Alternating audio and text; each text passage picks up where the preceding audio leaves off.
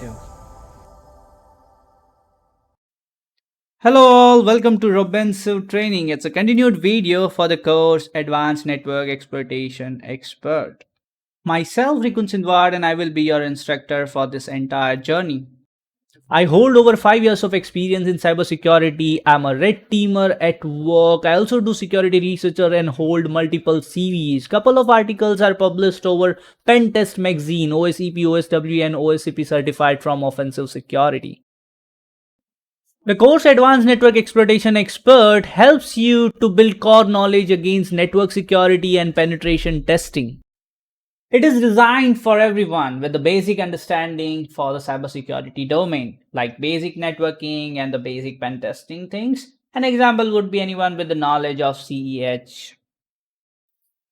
Post completion of the course, you will able to gain core concept understanding over various topics, perform internal or external penetration testing, perform extensive network assessment, find security misconfiguration within Active Directory environment, able to do privilege escalation over Windows and Linux machines, write automation scripts, and many more to go. Please read the disclaimer before moving ahead with the course content. So it's been a quite long that I haven't posted anything over YouTube. Really apologize for the same. I was quite occupied with multiple things, priorities and stuff. However, have already resumed, as you have seen here, with a particular continued topic for the Web4Shell. In Web4Shell, we have already completed how SQL injection can be exploited to gain RCE or remote code or command execution, how file inclusion can be used, how command injection works, and the next that we are looking for is the file upload.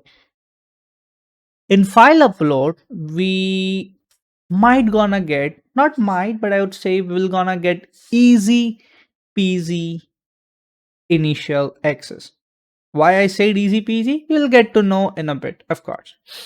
Now, you might have seen multiple web application running different type of functionality, out of which a functionality which is file upload. Now, file upload will gonna be a topmost possibility to gain the connection, the reverse connection, or probably a web shell, or probably a remote code execution.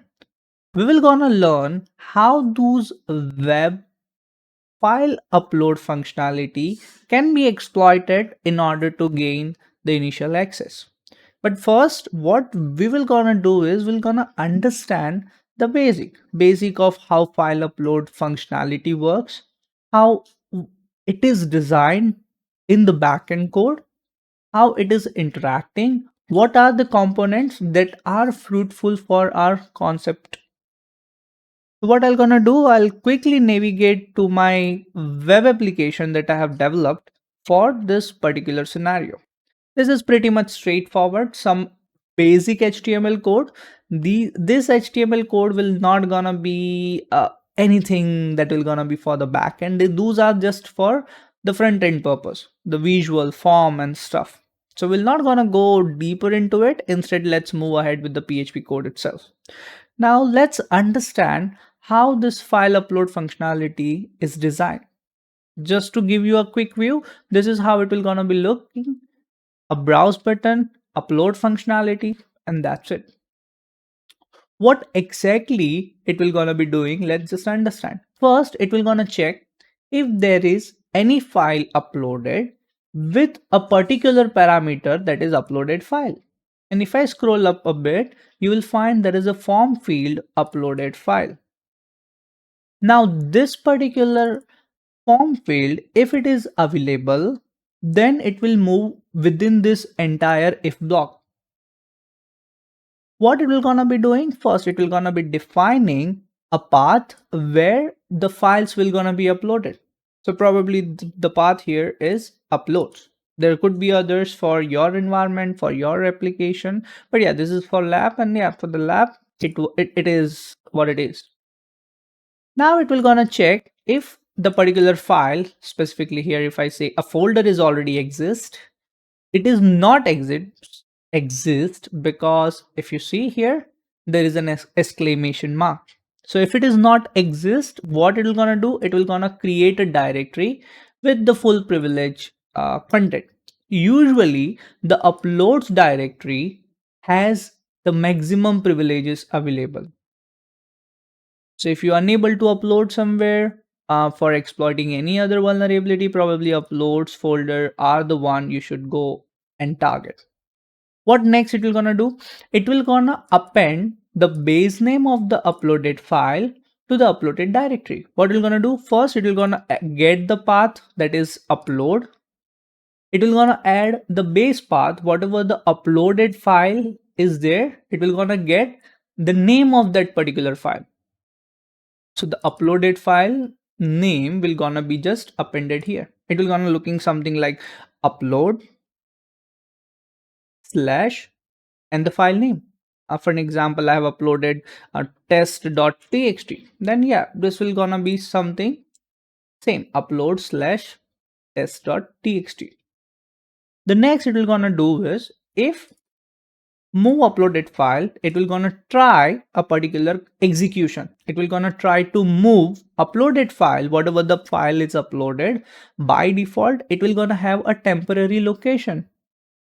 All the files you upload through PHP, it will gonna have a temporary location of /tmp/xyz. It could be anything, xyz of course. It could be anything instead of this xyz. What it will gonna do, it will gonna get that temporary name and it will gonna move that specific file with the newly created or new path name here. The new path will gonna be upload slash test.txt. The upload will gonna have automatically the current directory. So it will gonna be current directory slash upload slash test.txt. This is how it will gonna be looking at. Let me just comment it out. It will not gonna create an issue. Similar here. Let me just comment it out. Yep. The next what it's gonna do, if this entire function execution is successful, then it will gonna return true as a statement, as a boolean statement. And if it is false, then it will not gonna go inside that specific block. Instead, it will move towards the else block. Now what else block says? No, there is an error for uploading file. Please try again. If it didn't manage to upload, if it didn't manage to move that file content, then it will gonna give us an error. Elsewhere, it will not gonna give any kind of error at all. It will just gonna print a line that, hey, the file is uploaded with the base name and that specific file name. So it will just gonna tell us that, hey, your file is successfully uploaded. So what I'm gonna do, I'll give it a try to upload a specific file. For an example, let me go to pictures and try to upload my logo itself. It says robensiv01.png. If I hit upload, it will gonna be like, hey, the file robensiv1.png has been uploaded successfully. And if I navigate to uploads folder, here it is. The file is actually uploaded. That makes sense, right? So we need to understand first how your file upload functionality works. And this is just for, of course, PHP. For ASP, for JSP, for Node, or for any other language, the code block will gonna be different. But the functionality, the concept would not gonna make a huge difference at all. You need to understand how the temporary files works, how you have how it gets moved to the expected location, and so on. Now the vulnerability here, if you notice, whatever file I'm gonna specify here, it will gonna use the exact name. For an example, the base name that I have provided, it will gonna use the exact name to upload the destination file. Also, the destination file is inside the web hosting directory. What do I mean by web hosting directory? So wherever your web application is hosted on, for an example here, for me, it is located inside my home directory /ANEE Web4Shell and file upload. So that is my web hosting directory. And if The uploaded files are uploaded with the same extension that you used, and it also uploaded on the web hosting directory, then it would gonna result a severe issue, an issue that can exploit to gain a proper working connection, reverse connection, bind connection, or even a web shell. Let's take it practically to get more understanding. So here what I just explained, over here, it is already written there. You can also just hover over to those concept to get more understanding of those terms if you don't get, of course. And yeah, here's some sample codes that I have used is the same. What I'm gonna do, I'll try to create one file in this test file folder, which is already there, of course, as a commander. Now, this file is a PHP. As my uploader has no limits, has no limits for uploaded file extension, like I can not just limits to PNG, image, or any specific file types. Here it allows me to upload any file, and also the uploaded path is within the web hosting directory. If both the condition matches, I can upload some server-side files and exploit it further. So what I did here, I have used one line shell. This one line shell will gonna check if there is a request method, that is Robinsive CMD as a parameter is there. When it is request, that means it allows get as well as post. It will gonna, if that condition is matched, it will gonna move inside that block. If it is not, it will not gonna execute any code at all. It will first echo the pre-tag just for the visual purpose. It will gonna get whatever the value you specified in that Robinsive CMD parameter. It will gonna get it stored inside the CMD variable. Then it will gonna pass it to one of the function, that is system. Through the system, that CMD parameter value will gonna be evaluated, and whatever response is there, it will gonna be replaced here. The system will gonna return the standard out. If I don't use system and probably shell exec or some other function, then I might have to use echo. But as system already does it, I no need to do that at all. The lastly, it will gonna echo the pre-closing tag, and it will gonna die the connection, die that specific PHP page, because we no longer require that, of course. It's just a standard practice. I hope that this makes sense, and let's give it a try to upload this PHP file and see how and what else we can do. What I'm gonna do, instead of that, I'll navigate to my folder that is within the home. It's ANEE, Web4Shell, file upload, test file, and commander.php. I'll hit upload. It says commander.php is uploaded. If you don't know where your commander or where your file is uploaded, probably you can fuzz it. And how you can fuzz it, that's pretty much straightforward. What you can use some known known fuzzers. The one I like is puff. You can use GoBuster, you can do other. For an example, with Fuff, you can use -u, specify that URL, fuzz for the directory slash the file you uploaded. So it will gonna try all the different possibilities with this specific word, and it will gonna replace eventually with the uploads.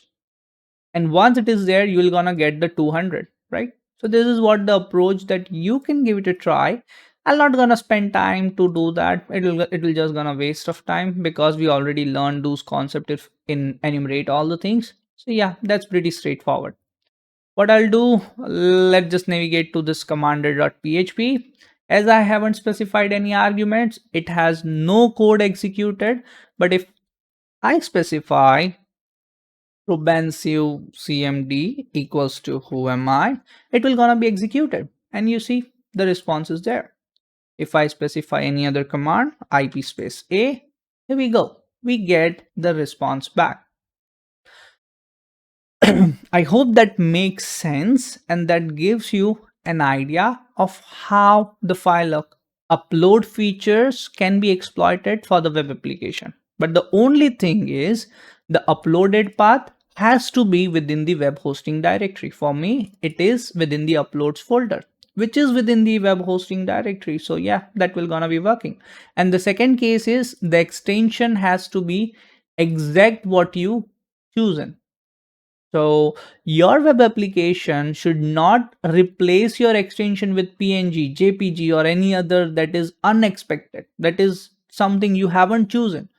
Then it will gonna be working. If it is not the case, then yeah, probably you might not gonna able to exploit it further. I hope that makes sense and that clears your basics for the file upload. And if you want a further information on this, you can navigate to the basics and look further. Apart from that, I want you to also understand some other concepts. What the other concepts? Well, yeah, the executor. Right now, as this particular PHP server is running through root, as I have used sudo and running this PHP server with the sudo, with the context of sudo, that means root, whenever I try to execute anything here, it shows me with the root privilege. But if, sorry, it has to be who am I? My bad. But if it is not the case that if this is not running through root, if it is running through rob, then yeah, probably this would return with the rob user. This machine doesn't allow port 80 to be listened through non-sudo user. So what I'll do, I'll change the port number to 8080 and let's see the same thing but with the different port this time, colon 8080, and you will see rob. Why?